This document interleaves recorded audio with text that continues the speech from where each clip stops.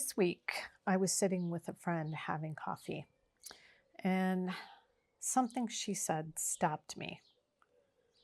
Not because of what she said, but because what I heard inside of me when she said it. You see, I realized in that moment that I had been quietly, unconsciously waiting again, waiting for someone else's decision to be made before I made mine, waiting for conditions to align, waiting for the perfect moment, the perfect answer, the perfect guarantee that everything would work out exactly as I hoped. I was waiting again. I heard myself and I thought, what am I doing waiting again? I had promised myself never to do it again. And yet there it was, this sneaky waiting. Because here's what I know about waiting. I know this intimately from the inside because this has been a lifelong pattern for me. Waiting feels like wisdom. It feels like patience. It feels like the responsible, mature thing to do. But underneath that reasonable surface, waiting is almost always something else entirely. It's fear, wearing the costume of being prudent.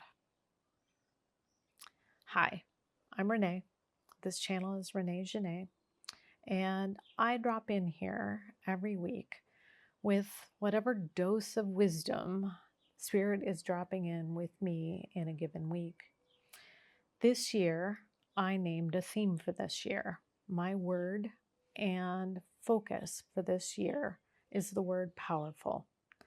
My intention going into this year was to live in my power in every area of my life all year long. So these videos this year are my journey with my own power, my own sense of living in my powerful sovereign self. I hope you will consider joining along in this journey and maybe working on your own powerful self this year. I will invite you to do that. If you would like to join, subscribe, click that bell notification for all notifications, and I'd appreciate that. And if this rings true for you and you think that somebody else might be helped by this message, I'd appreciate you sharing this along with them as well. Okay, let's talk about waiting.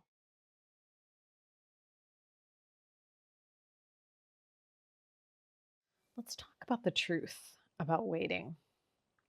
Why do we wait?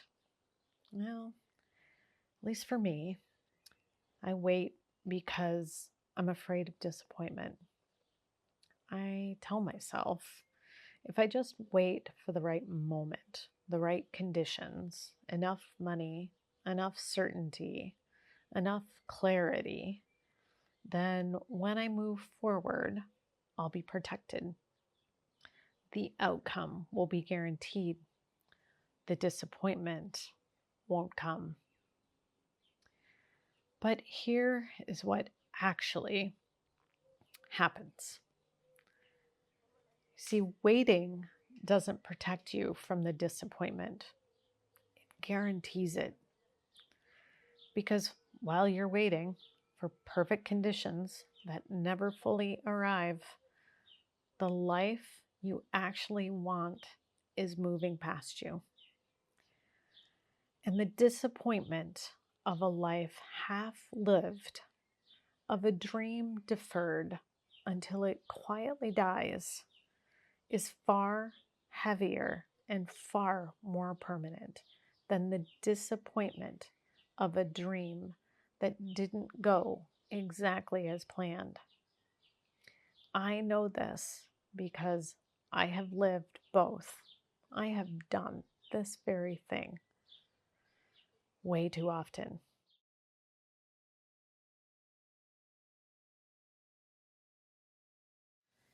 You see, I have been a waiter my entire life. Not a waiter as in like serving food, but someone who waits for the perfect timing, the perfect this, that, or the next thing. I waited for the right person to make the move to France, feel possible. I waited until I could figure out the how. I waited until I was sure. I waited until I had no choice but to move because life had removed any other option. And then I moved to France at 61 alone after the most devastating year of my life, without a complete plan, without a guarantee, without knowing exactly how it would all work out. And it worked. Not perfectly, not without difficulty, but it worked. And it has become the most meaningful chapter of my life. And yet, this week, I caught myself waiting again for someone else's decision to anchor my own, waiting in a way that was so quiet, so subtle, so habitual that I almost didn't see it. That's how seductive waiting is. It feels so reasonable, so patient, so wise, until you catch yourself and realize, I'm doing it again. Ugh.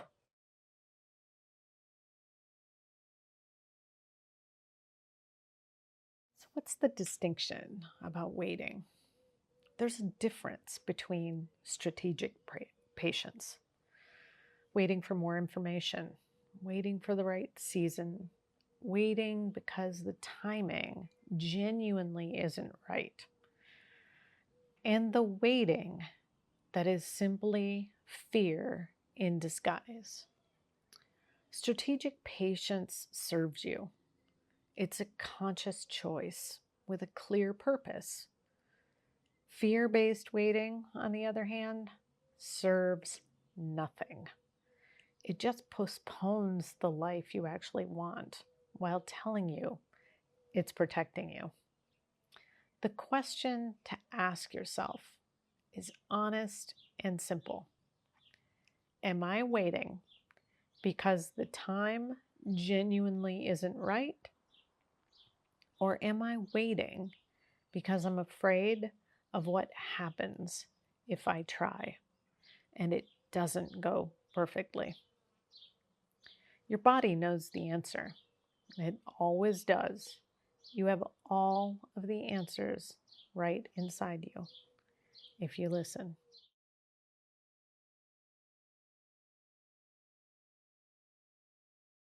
Here's the invitation. So I mentioned this year I've been living with one word: powerful. And one of the most powerful things I have learned is that power is not the absence of fear.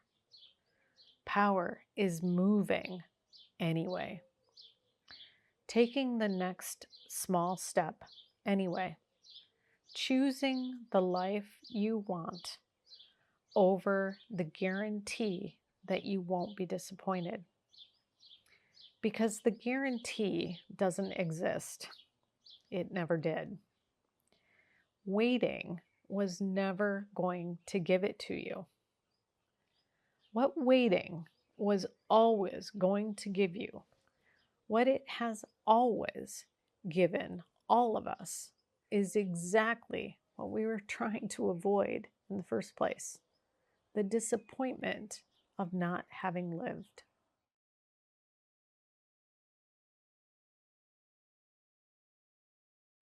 Let's close out with some questions for you to take to your best pondering time of day, your best pondering space. Your journal, perhaps, your morning shower, pondering over coffee, wherever that is for you. Where in your life are you waiting right now?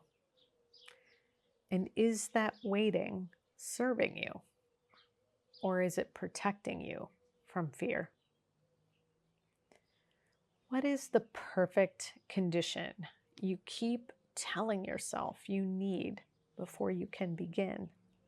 And is that condition ever actually going to arrive? What is the one small act you could take this week? Not a leap, just one small step that moves you toward the life you want, rather than away from the fear of disappointment. Okay, I'll leave those with you to ponder, and I hope this finds you well, and I will see you in the next video. A biento.